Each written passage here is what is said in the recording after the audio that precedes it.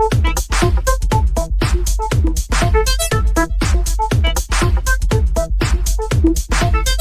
stay swishing, swishing, swishing, swishing, swishing, swishing. Rise up, stay swishing, swishing, swishing, swishing, swishing. Willing every jumper with a flick of wrist. Never a doubt, a fear of miss. Anyone sleeping on my shots get fits. Cause every shot do nets, do rips. Cards, hearts, darts, rewards, smarts, sharks.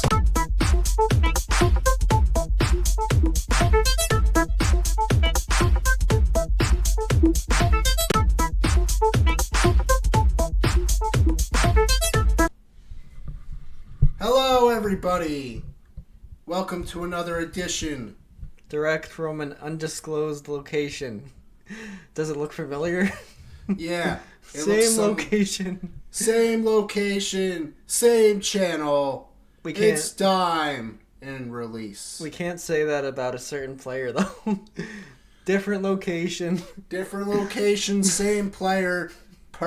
Maybe. We don't know what's going to happen out in LA or Dallas. What do you mean Dallas? No fires. Was there a trade or something?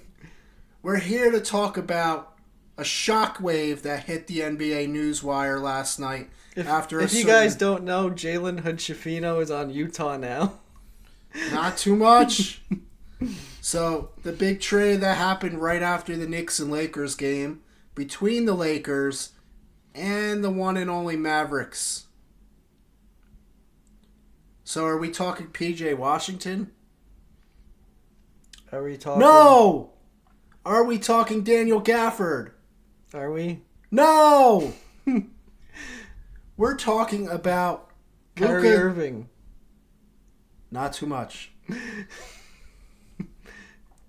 Alright, so we're talking about the Luka going to the Fake. We thought fake news. Some people thought it was fake news and he got hacked from Sham's account. But Luka is headed to the Lakers for Anthony Davis, as most of you guys have seen as this pod is being recorded Sunday. It's kind of fresh news, but if this comes out on Monday, you guys have all seen it. Why do trades only go down at night? Like, why can't it happen like midday or early morning? Fake news. It does happen on the trade deadline. I'm talking about besides the trade deadline. Like, I feel like owners and GMs stay up too late sometimes. Well, I think it has to do with the fact that teams are practicing and playing games, and then they do the trade. I guess so. So yeah, do we know the full trade yet? I don't think they released. I feel like the Jazz had to give up some kind of player and they still haven't released who they gave up. I don't know, not necessarily. It could be they had cap space to work with, but essentially it's the Lakers receiving Doncic, Kleber, and Morris for Anthony Davis. Yep. Max Christie. Yep. And a first in the future. 2029 first round pick by the Lakers. Oh yeah, and the Jazz got Hood-Schifino. I already said that, but Jalen Hood-Schifino and a couple second rounders. Yeah. Utah loves their seconds. Danny Ainge swooped his way in somehow. Don't know how, but he's in there. Don't understand it either for them. Who would have guessed this trade would happen and you wouldn't see these two players teaming back up? Can we tell who those guys are? Kyrie Irving and LeBron James. They're on opposite ends of the spectrum now. The rivalry is going to be real. Lakers, Mavs. So Did the NBA set this up? Yeah, Lakers and Mavs playoff series. I'm saying, did the NBA rig the trade to get ratings? Did they say you have to accept this trade? No. 2K forced trade. Not too much. This is not 2K, people. Although it seems like a 2K trade when you think about it. Yeah. So who do you think wins? Lakers. Long term, because that's really what matters. They also win the short term if you think about it. So you're relying on Luka to stay healthy? So you're relying on Anthony Davis to stay healthy? What if I'm saying both teams lost the trade? No such thing. Yes, there is. How is that possible? Because they don't get better. There has to be a winner. I think, well, should I go right into my mind you yet? Well, how... It doesn't have to be a winner if they both have negative records with them. They could both be losers. There's a winner and a loser. That is the natural order of life. Yeah, anyway. The Lakers win! Mind you of the week. Mind you of the week is back. Back live in action. Cause direct from this trade. We've got a brand new conspiracy theory for you guys. As you know, do not take this to heart or get all emotional about my theories, as some people in the past have. This is not about fact or truth finding. This is about conspiracy. So the disclaimer is done. Let's get right into it. Now, the powers to be have seen things come along the way as the general input of J.J. Redick and Rob Pelinka has influenced the Lakers. Now, some may say that this is LeBron's doing or Luka's doing. That is how it appears on the outside, right? Because those guys wanted to play together. I don't think Luka had any part in this trade. He just found out he got traded. So it's convenient that he liked the Lakers growing up and he's suddenly a Laker? I don't think he wanted to be traded. But here's the real theory. This is actually the doing of one J.J. Redick. So the Lakers did not hire J.J. Redick to not only be the coach, but they hired him to be the decision maker behind the scenes. So they've seen his podcasts, they've seen his intellect, they've seen his play through the years. The Lakers have decided to put the reins into J.J. Redick's hands. Now where I'm going with this... You're already losing me, so keep going. Where I'm going with this is the strings were pulled by J.J. Redick in this trade as he receives yet another white shooter. He had the hands in the Dalton Connect pick. Even though that was the right pick, he secretly devised a plan to get Dalton Connect to the Lakers. He secretly devised a way to make Austin Reeves now move up in the scoring chain a little bit for the time being, as you've seen. I just think it's obvious that the Lakers needed shooting. So now we've got a three-headed white monster in LA, the likes of which the 2020s has never seen. Would you call them the three-headed white dragon? Yeah. So now, eventually, we will see a starting lineup, hopefully of Luka, Austin Reeves, and Dalton Connect one day. And this has all been masterminded by the Godfather himself, J.J. Redick. It is secretly him. The L.A. White Shooters have arrived. J.J. Redick has put his stamp in L.A. in less than a year. Jonas Valanciunas, you are next. No, not too much. He's not a white shooter. Yes, he is. Not so much. So ultimately, we have some evidences to pull for this. Obviously, do we really believe that LeBron was sick of Anthony Davis? Because that is one report. Yes. No. Yes. The real truth. J.J. Redick. J.J. Redick was sick of Anthony Davis whining for a center when the guy is a center himself. JJ Redick LeBron pulled the wanted strings. Anthony Davis to carry the torch when he got older. Now he's older. He's not doing the carrying. So LeBron's like, all right, let's get someone that could actually carry the torch after I retire. But it has been secretly JJ Redick because the guy they get happens to be a white friend of him. So JJ Redick had a nice friendship with Luka in his last years in the NBA. We saw that on the Dallas Mavericks squad, and now JJ has acquired him. So this has all been JJ Redick's master plan to change the LA Lakers. It's no longer LeBron's team. It's about time. Anthony Davis couldn't do it. It is no longer run by the king, the self-proclaimed king. He is no king. So does that mean Luka's the prince?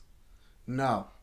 It means he is the consigliere of JJ Redick. So JJ's the prince. He is the godfather.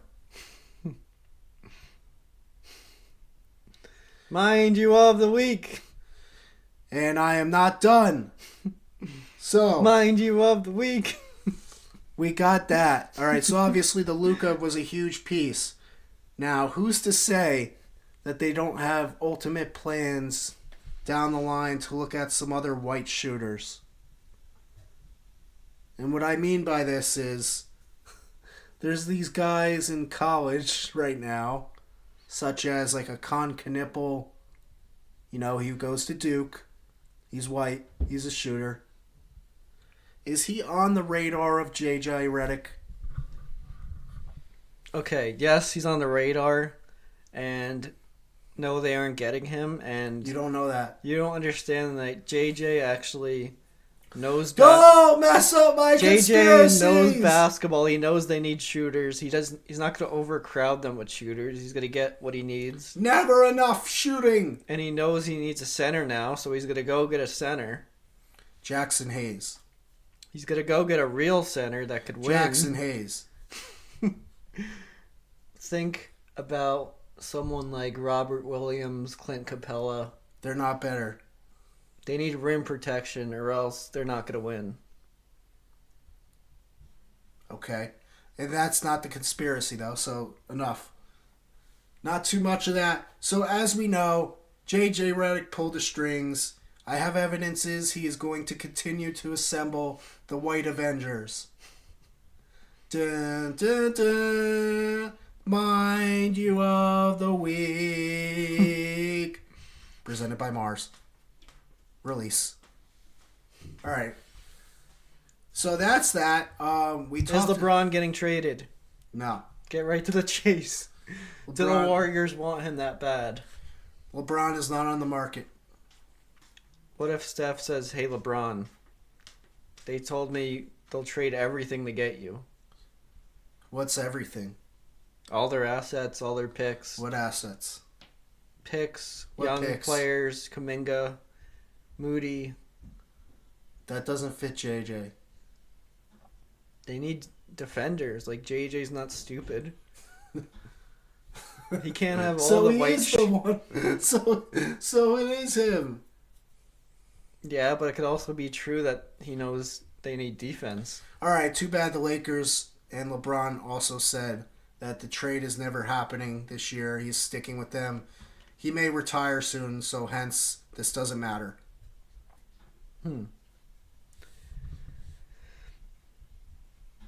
So LeBron's not moving anywhere. How is that going to work? Like, there's two ball dominant, you could say, floor runners, point guards, whatever you want to call them. LeBron's taking a backseat. Easy. He's playing off ball. Yeah. Did that in Miami. It's not new. He did that in Cleveland a little bit.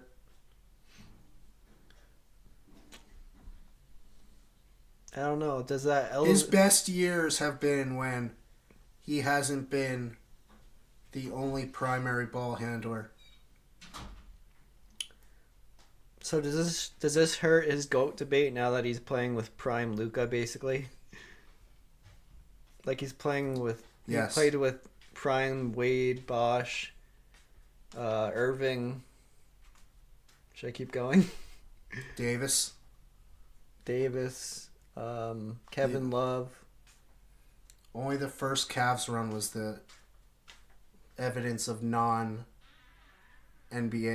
prime players with him. Superstars. I should say. He had prime players. Maybe that's enough to entice LeBron to leave. Not really. You think his legacy matters to him anymore? He's 40 years old. He's playing with his son on the Lakers. What more can you ask for? Call it quits with Luka? Play with his best friend, Steph Curry. Yeah, that's not his best friend. It Dwayne is. Wade was. Say less. They love playing together in the Olympics. Yeah, that's one thing. That's too bad it's not going to matter soon. Being that both are at their end of their careers, no one wants to see them together. Makes zero sense. So that's basically the trade that happened. Do you have any more input on future trades that may happen this week? As Thursday is the deadline, we should talk a brief moment about what we think. So we got other players available on the market. We still have yet to see the Butler trade, if that'll happen. That's a big one waiting on.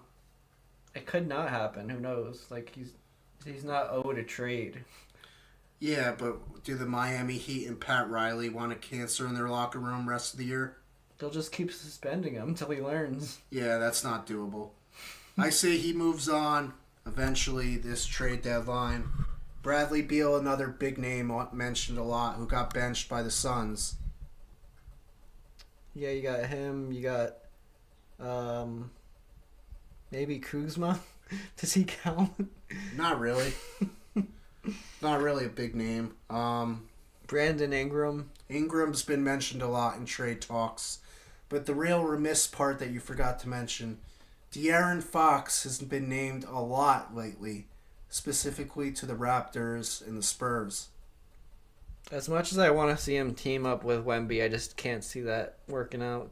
Like I don't see a trade that works for the Spurs. Unless they give up Castle. They said they're not doing it. I don't know if you checked. So that's why it's holding up. Yeah, that's why it wouldn't be the Spurs. I would say the Raptors have a better chance. There's other teams like the Rockets and Magic interested. Oh, interesting. Both teams with young cores. What do you mean Trade Mavericks? assets. Said Magic. Oh, I thought you said Mavericks. Rockets and Magic. I heard Mavericks. Young cores. Old cores? No, not too much. So yeah, those are some names that are highlighted. There's also very... What about Chris Middleton and Portis? That's not really much to talk about there.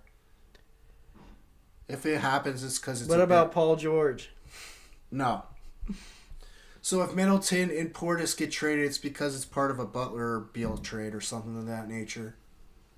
Yeah, I don't know. It's hard to imagine another big trade happening. It will.